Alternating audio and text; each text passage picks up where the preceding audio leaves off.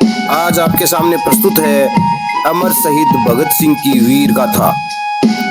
सरदार भगत सिंह का जन्म 28 सितंबर 1907 अश्विन शुक्ल त्रयोदशी संवत 1964 विक्रमी शनिवार को प्रातः 9 बजे ग्राम बंगा जिला भागलपुर में सरदार किशन सिंह के घर पर हुआ था। इसके जन्म के अवसर पर इसके पिता और दोनों चाचाओं की अलग अलग जेलों से जमानत पर रिहाई मिली थी और तीनों घर वापस आ गए थे। इस बच्चे को इतना भाग्यशाली माना गया कि दादा सरदार अर्जुन सिंह व दादी श्रीमती जय कौर ने इसका नाम भगत सिंह रखा। भगत सिंह अपनी माता विद्यावती और पिता सरदार किशन सिंह की तरह रूपवान भी थे। भगत सिंह के चाचा सरदार अजीत सिंह क्रांतिकारी होने के कारण अंग्रेजों की आंखों में खटक रहे थे। अंग्रेज सरकार की गिरफ्तारी और यातनाएं भोगने के बजाय भगत सिंह के पिता सरदार किशन सिंह की सलाह और मदद से अपने बागी साथियों के साथ भारत से फरार हो गए। प्राथमिक शिक्षा के लिए भगत सिंह को गांव के प्राइमरी स्कूल में दाखिला करा दिया गया। इन्हें धर्म और विचारों में क्रांति पुरुष दादा सरदार अर्जुन सिंह तथा वात्सल्य की प्रतिमूर्ति दादी जय कौर का पूरा साथ मिला। भगत सिंह को उनके दादा स्वामी दयानंद सरस्वती के चरित्र से जुड़ी कहानियां तथा वैदिक धर्म की अनेक बातें बताते थे। भगत सिंह ने धर्म कर्म की बातों में से कर्म की का ही पाठ पढ़ा। धर्म की सतही बातों से वे विरक्त ही रहे। क्रांतिकारी साहित्य पढ़ने में भगत सिंह की बहुत रुचि बढ़ गई थी। चौथी कक्षा तक पहुंचते पहुंचते उन्होंने विभिन्न क्रांतिकारियों की बहुत से पुस्तकें पढ़ डाली थी। इसके कारण भगत सिंह बहुत छोटी आयु में ही क्रांति की भावना से ओतप्रोत होने लगे और वे विचारों में बड़ों को और भी पीछे छोड़ने लगे थे। भगत सिंह जन्मजात क्रांतिकारी तो थे ही, मित्रता की भावना से वह बचपन से ही ओतप्रोत रहे, जो अपने विचारों के अनुरूप मित्र मंडली जुटाने में आगे चलकर काम आई। उन्होंने 16-17 वर्ष की आयु में ही अपने क्रांतिकारी मित्रों की टोली बना ली थी और समूचे देश में क्रांति की ज्वाला धधकाकर इस देश को गुलामी की जंजीरों से मुक्त कराने के लिए हंसते हंसते 23 वर्ष की आयु में फांसी के फंदे को चूम लिया था। भगत सिंह पढ़ने में बहुत तेज थे। घर में क्रांतिकारी साहित्य की कमी नहीं थी। सूफी अंबा प्रसाद, लाला हरदयाल और उनके क्रांतिकारी चाचा अजीत सिंह की लिखी दर्जनों पुस्तकों को पढ़ लिया था। अंग्रेजों के विरोध की प्रवृत्ति भगत सिंह के रक्त में घुल मिल गई थी। भगत सिंह के दादा सरदार अर्जुन सिंह क्रांति के स्वतंत्रष्टा थे। उन्होंने भगत सिंह को सरकारी स्कूल में दाखिला नहीं कराया क्योंकि उनमें राजभक्ति की शिक्षा दी जाती थी और गॉड सेव द किंग प्रार्थना सभा में गाया जाता था। अतः सरदार अर्जुन सिंह ने भगत सिंह को डीएवी स्कूल नवकोट में 5वीं कक्षा में दाखिल कराया। भगत सिंह का सामयिक ज्ञान और आत्मविश्वास गजब का था। सन 1917 में भगत सिंह नवकोट के स्कूल में पढ़ने आए थे। उसमें उनकी उम्र केवल 10 वर्ष की थी। भगत सिंह को अपने पिता से क्रांतिकारियों के बारे में निरंतर जानकारी मिलती थी। अध्यापक भी भगत सिंह से क्रांतिकारियों की बातें सुन दंग रह जाते थे। सन 1919 में महात्मा गांधी ने भारतीय राजनीति में एक अलग अंदाज में प्रवेश किया तो देश में एक नई लहर दौड़ गई। उस समय भगत सिंह की उम्र केवल 12 वर्ष की थी। उनके किशोर मन पर अंग्रेज और अंग्रेजी हुकूमत को लड़ने का संकल्प और दृढ़ हो गया। महात्मा गांधी के प्रति भगत सिंह का मन श्रद्धा से भर गया। 13 अप्रैल 1919 को अमृतसर में जलियांवाला कांड हो गया, जिसमें पंजाब के लेफ्टिनेंट गवर्नर डायर ने नियत हजारों लोगों को भून डाला। सत्याग्रह आंदोलन के द्वारा समूचे भारत के नेता के रूप में स्थापित हो चुके महात्मा गांधी ने 10 अप्रैल 1919 को राजनीतिक चेतना जगाने के लिए पंजाब की ओर प्रस्थान किया, परंतु सरकार ने उन्हें गिरफ्तार कर लिया। पंजाब के नेता डॉक्टर सत्यपाल व डॉक्टर किचलू को अमृतसर में गिरफ्तार कर लिया गया। इसके विरोध में पंजाब की जनता में उफान आ गया और लाहौर में हड़ताल हो गई। 11 अप्रैल 1919 को लाहौर की बादशाही मस्जिद में मुसलमानों ने हिंदू भाइयों को जुम्मे की नमाज के लिए आमंत्रित किया। उस दिन हिंदू मुसलमानों ने साथ साथ नमाज पढ़ी। यह नमाज सांप्रदायिक एकता का प्रतीक थी। हिंदू मुस्लिम एकता के संकल्प और राष्ट्रीय आंदोलन की आंधी का बवंडर देखकर ब्रिटिश सरकार बौखला गई। जैसा कि पूर्व में लिखा जा चुका है, 13 अप्रैल 1919 को अमृतसर के जलियांवाला बाग में कर्नल डायर ने नियत थे सैकड़े लोगों को बिना किसी चेतावनी के मौत के घाट उतार दिया था। उस समय भगत सिंह केवल 12 वर्ष के थे। वह इस खबर को सुनकर सन्न रह गए। दूसरे दिन वे ठीक समय पर उठे, तैयार हुए और घर वालों की दृष्टि से स्कूल चले गए। स्कूल जाने के बहाने वे स्कूल न जाकर सीधे अमृतसर पहुंचे और जलियांवाला बाग में पहुंच गए। पुलिस वाले सतर्क थे, किंतु वह बालक पुलिस से लुकता छिपता वहां पहुंच ही गया। जलियांवाला बाग में मानव रक्त के धब्बे बिखर पड़े थे। भगत सिंह ने अपनी जेब से एक छोटी सी शीशी निकाली और झटपट खून से रंगी मिट्टी से शीशी को पूरा भर लिया और अच्छी तरह कसकर उसे अपनी जेब में रख लिया। उन्होंने घर पर आकर उस शीशी को एक स्थान पर रख दिया और उस पर फूल चढ़ाए। शहीदों की स्मृति में फूल चढ़ाने का उस दिन से उनका नियम बन गया। सन 1919 से 1921 तक भगत सिंह के मन में एक मंथन चलता रहा। परस्पर चर्चा के बाद जो सारांश निकला वह अंग्रेज क्रूर है, उन्होंने देश को गुलाम बना रखा है। जलियांवाला बाग के हत्याकांड के बाद पूरे देश में प्रेम ज्वाला भड़क पड़ी थी। जलियांवाला बाग के हत्याकांड के बाद पूरे देश में देश प्रेम ज्वाला भड़क उठी थी। नौजवानों के खून में उबाल आ गया। गांधी सहित सभी कांग्रेसी नेता उत्तेजित हो गए। अंग्रेजों के प्रति क्रोध और घृणा की भावना जन जन में भर गई। इस घटना के बाद 2 वर्ष बाद तक भगत सिंह के मन में मंथन चलता रहा और सन 1921 में उन्होंने फैसला कर लिया कि वे अब स्कूल छोड़ देंगे। भगत सिंह उसमें 9वीं कक्षा में पढ़ते थे। उन्होंने स्कूल छोड़ दिया। इसके पश्चात वे स्वदेशी के प्रचार और विदेशी के बहिष्कार में जुट गए। ये कार्यक्रम महात्मा गांधी के असहयोग आंदोलन का एक महत्वपूर्ण अंग था, किंतु भगत सिंह को विदेशी कपड़ों की होली जलाना अधिक पसंद था। भगत सिंह ने इस काम में इतनी रुचि ली कि देखते ही देखते सबकी नजरों में चढ़ गए। अपने साथियों के वे नेता बने और मोहल्ले बस्तियों के प्रिय पात्र।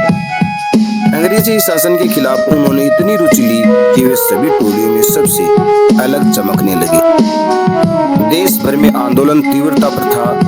प्रदर्शन, सभाएं, नारेबाजी, घेराव, विरोध प्रदर्शन की लगभग सभी शैलियां व्यवहार में लाई जा रही थी। इसी बीच 5 फरवरी 1922 को गोरखपुर जिले के चौरी चौरा नामक स्थान पर कांग्रेस का जुलूस नियंत्रण खो बैठा।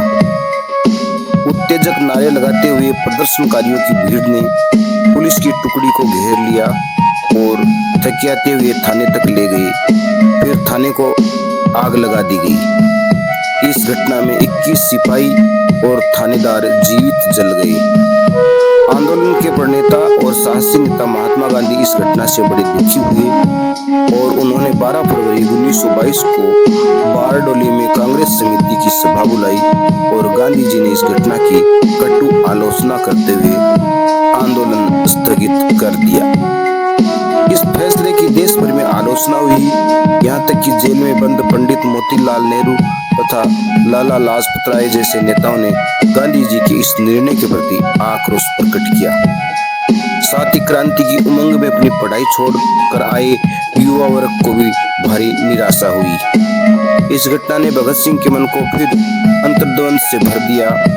गांधी जी द्वारा हिंसा के संपूर्ण बहिष्कार और अहिंसा के पूर्ण स्वीकार की बात भगत सिंह के गले में उतर नहीं पाई। गांधी जी का यह दर्शन भगत सिंह को प्रभावित न कर सका। इसी सोच विचार के मध्य भगत सिंह के जहन में एक प्रदीप्त क्रांतिकारी युवक सरदार करतार सिंह सराबा का चेहरा उभर आया, जिसे 19 वर्ष की आयु में 15 सितंबर 1915 को क्रूर अंग्रेज न्यायाधीश ने फांसी की सजा सुनाई थी। न्यायाधीश के इस निर्णय पर करतार सिंह ने कहा था, थैंक यू, आपको धन्यवाद। सरावत के एक साथी को आजीवन कारावास की सजा सुनाई थी। इस पर प्रतिक्रिया व्यक्त करते हुए उसने कहा था, मैं काला पानी नहीं, फांसी चाहता हूँ। इस घटना से प्रभावित होकर भगत सिंह ने निर्णय ले लिया कि करतार सिंह सराबा का रास्ता, हिंसा और दबाव का रास्ता ही उनका रास्ता होगा। अहिंसा की दब्बू नीति से ब्रिटिश साम्राज्य के घुटने नहीं टिकाए जा सकते। उनका मानना था कि देश की आजादी के लिए लड़ना, दुश्मन की ताकत को चोट पहुंचाना और निरंतर सशस्त्र संघर्ष तथा बलिदानों से देश में क्रांति की ज्वाला भड़काना व देश का मनोबल ऊंचा करते जाना ही पूर्ण स्वतंत्रता प्राप्त करने का एकमात्र रास्ता है। भगत सिंह के पिता सरदार किशन सिंह, जो क्रांतिकारी गतिविधियों से जुड़े थे, अपने पुत्र भगत सिंह में एक सफल क्रांतिकारी के बीज देख रहे थे। उन्होंने निश्चय कर लिया कि वे अपने पुत्र भगत सिंह को क्रांति पथ पर आगे बढ़ने के लिए तटस्थ रहकर उनका मार्गदर्शन करेंगे। यह विचार कर सरदार किशन सिंह ने अपने पुत्र भगत सिंह को नेशनल कॉलेज में दाखिला करवा दिया। इस कॉलेज के संस्थापक पंजाब के श्री लाला लाजपत राय तथा प्राचार्य आचार्य जुगल किशोर, जो विलायत से शिक्षा प्राप्त कर अपने देश को स्वतंत्रता के लिए तैयार करने के उद्देश्य से स्वदेश लौट आए थे। उनकी मान्यता थी कि इस कॉलेज में ऐसे छात्रों को तैयार किया जाए जो राष्ट्रीय आंदोलन के इतिहास की जानकारी ले तथा जो भारत में नए राष्ट्रीय आंदोलन का नेतृत्व कर सके। नेशनल कॉलेज के लोकप्रिय प्रोफेसर भाई पलानंद, जो राजनीतिक विद्रोह के अपराध में काले पानी की सजा भुगत चुके थे, भारतीय इतिहास के ज्ञाता प्रोफेसर जयचंद्र विद्यालंकार, प्रोफेसर छबीलदास कॉलेज में राष्ट्रीय आंदोलन की पृष्ठभूमि तैयार करने वालों में प्रमुख थे। लाला लाजपत राय देश की आजादी के लिए कटिबद्ध थे और वे ये समझ चुके थे कि क्रूर और काइयां अंग्रेज अहिंसावादियों के नैतिक दबाव में आकर देश छोड़ना जाने वाले नहीं हैं। इन्हें देश से भगाने के लिए सुनियोजित तथा देशव्यापी तीव्र हलचल की आवश्यकता पड़ेगी और इसके लिए युवा पीढ़ी को तैयार करना होगा। अतः उन्होंने नेशनल कॉलेज को राष्ट्रीय कॉलेज के रूप में बढ़ाने में अपनी पूरी शक्ति झोंक दी। कॉलेज में द्वारकादास पुस्तकालय की स्थापना की गई। श्री राजाराम शास्त्री इस पुस्तकालय के अध्यक्ष बनाए गए। पुस्तकालय में विश्व की क्रांतियों से संबंधित पुस्तकें विशेष रूप से सम्मिलित की गई थी। भगत सिंह को क्रांतिकारियों के कारनामे, उनके विचार और दर्शन पढ़ने में बचपन से ही विशेष रुचि थी। यूं तो भगत सिंह ने बहुत कुछ पढ़ा था, परंतु समाजवाद व साम्यवाद उन्हें बहुत अच्छा लगा। भगत सिंह ने आयरलैंड, इटली और रूस की क्रांतिकारी आंदोलनों का गहन अध्ययन किया, लेकिन वे फ्रांसीसी अराजकतावाद तथा अन्य निबंध नामक इस पुस्तक का भगत सिंह ने कई बार अध्ययन किया। इस पुस्तक में आए वेलांग के प्रसंग से बहुत प्रभावित हुए। वेलांग को ट्रेड यूनियनों को संगठित करने, मजदूरों को सरकार के विरुद्ध भड़काने तथा असेंबली में बम फेंकने के अपराध में गिरफ्तार किया गया था। जब वेला को न्यायाधीशों के सामने पेश किया गया तो उसने निर्भीकतापूर्वक गर्व से कहा, शोषक तथा बहरे शासकों को आगामी खूनी क्रांतियों से सावधान करने के लिए मैंने असेंबली में बम फेंका था। मैं अपना काम पूरा कर चुका। अब न्यायाधीश जो भी दंड दे, मैं इसे हंसते हुए स्वीकार करूंगा। भगत सिंह के मन में क्रांतिकारी वेला का यह बयान बैठ गया।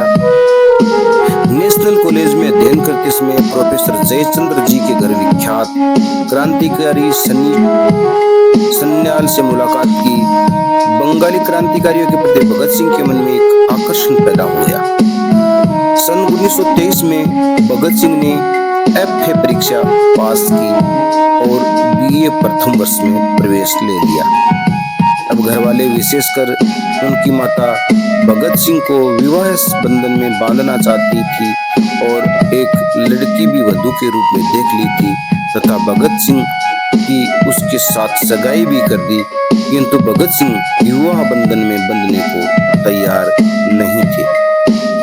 वे विवाह के मुहूर्त के समय अचानक घर से गायब हो गए तथा पिता के नाम पत्र छोड़ गए, जिसमें लिखा था, मुझे खिदमत वतन के लिए पक्ष कर दिया गया, लिहाजा मैं उस वक्त के वादे के पूरा कर रहा हूँ। उम्मीद है आप मुझे मुआफ करेंगे।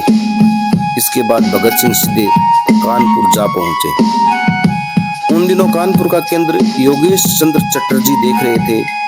भगत सिंह उनसे मिले और बताए गए मार्ग में जुट गए।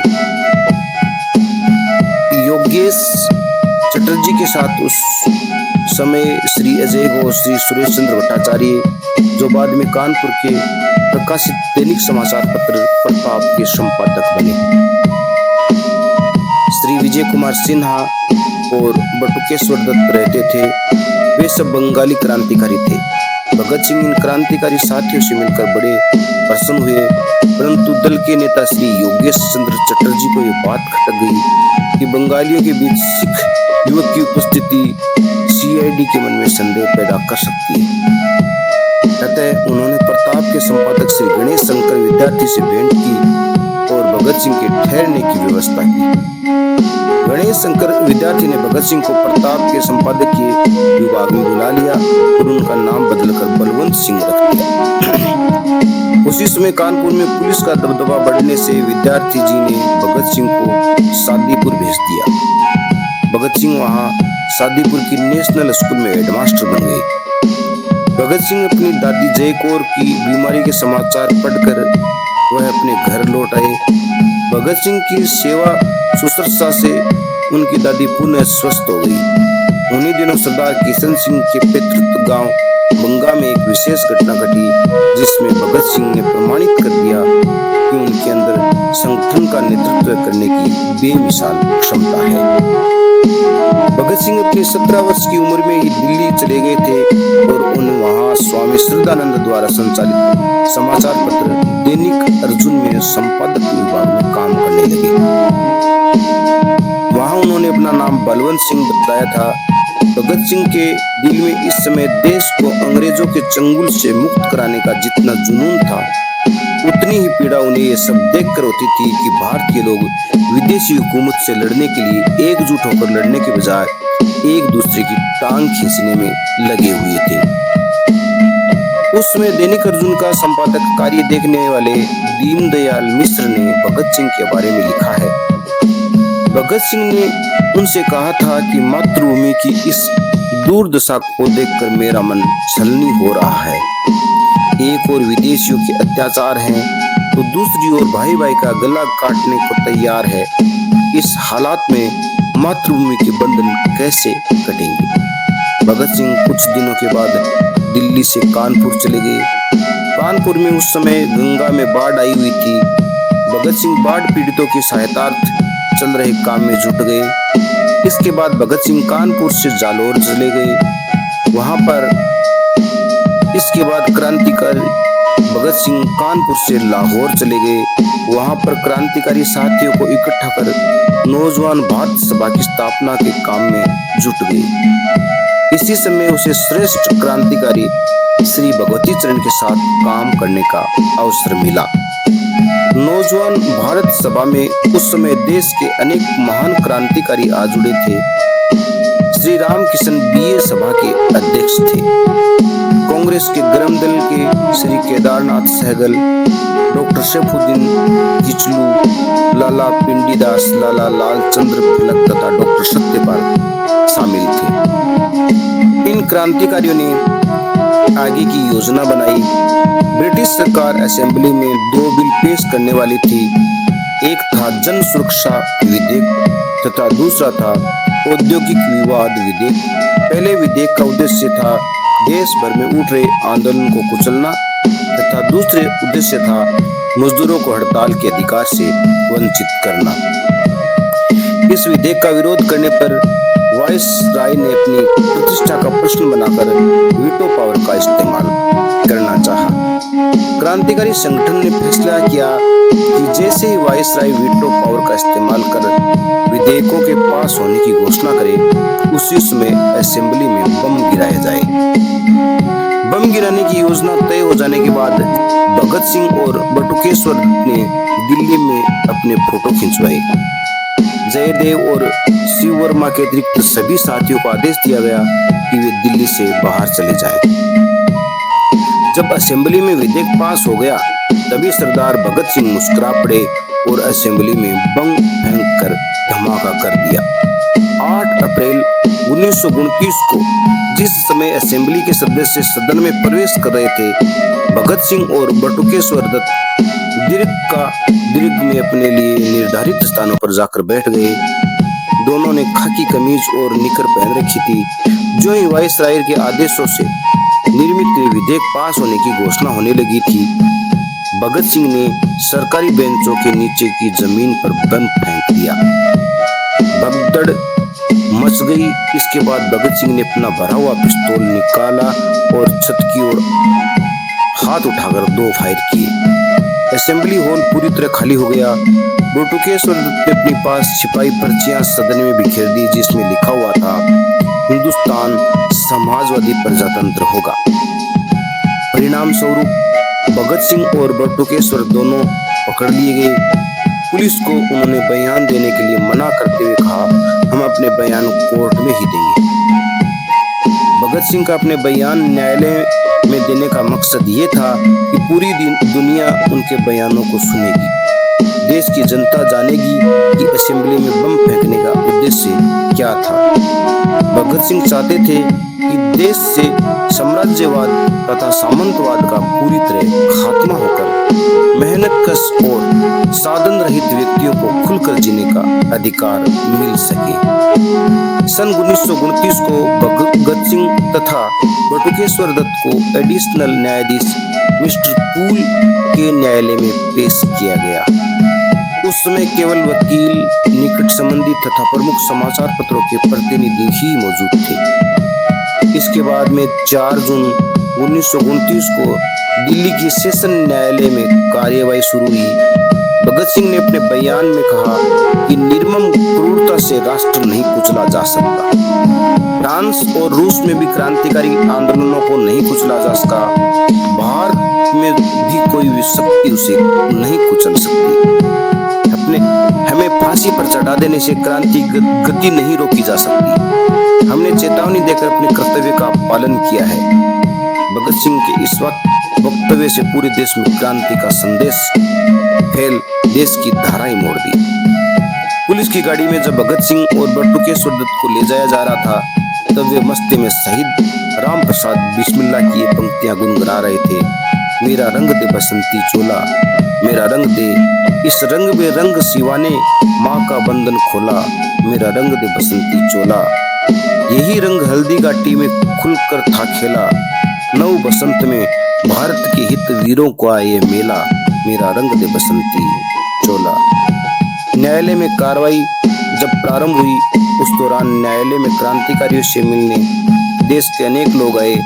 श्री सुभाष चंद्र बोस, रफी अहमद किदवई, मोहनलाल सक्सेना, मोतीलाल नेहरू, राजा कालाशंकर, KF नरीमन तथा गुरुदत्त सिंह। आगे चलकर ट्रिब्यूनल के प्रेसिडेंट जस्टिस कोल्ड स्ट्रीम इनकलाब जिंदाबाद के नारे गाने पर आगोबुला हो गया। क्रांतिकारियों ने जोश में भरकर वंदे मातरम कहा और स्वर मिलाकर क्रांतिकारी गीत गाने लगे। सरफरोशी की तमन्ना अब हमारे दिल में है, देखना है जोर कितना बाजुए कातिल में है। 7 अक्टूबर सन 1930 को ट्रिब्यूनल का एक विशेष दूत जेल में आया और उसने फैसला सुना दिया कि भगत सिंह, राजगुरु और सुखदेव को फांसी और कुछ अन्य को काला पानी की सजा होगी। भगत सिंह अपने साथियों के साथ फांसी मंच की सीढ़ियां चढ़ने लगे। बीच में भगत सिंह थे, बाएं सुखदेव और दाएं राजगुरु। तीनों ने एक साथ नारा लगाया, इनकलाब जिंदाबाद, साम्राज्यवाद मुर्दाबाद। तीनों ने एक साथ अपने सामने वाले फांसी के फंदे को पकड़ा, चूमा और हाथों से अपने गले में डाल लिया और अमर शहीद हो गए।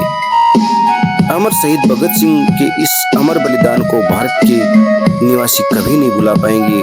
उनका बलिदान युवा पीढ़ी के कर्णधारों को सदैव मातृभूमि की सेवा के लिए प्रेरित करता रहेगा। ये बात अक्सर सत्य है कि शहीदों की चिताओं पर लगेंगे हर वर्ष मेले, वतन पर मिटने वालों का यही बाकी निशा होगा।